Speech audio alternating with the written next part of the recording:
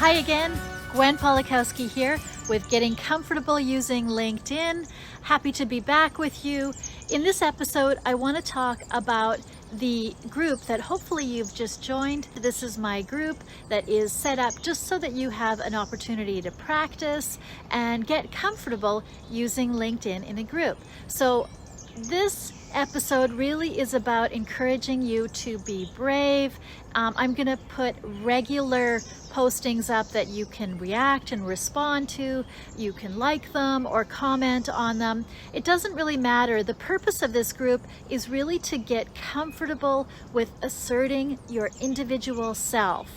That is the point of it. So you probably haven't done it yet after hearing it just the first time, but I'm encouraging you to really do it. Get on the site and interact and get comfortable using LinkedIn. I'm going to talk more in the next episode about setting up your pronunciation of your name in LinkedIn. So looking forward to seeing you for that. This has been Getting Comfortable Using LinkedIn with Gwen Polakowski.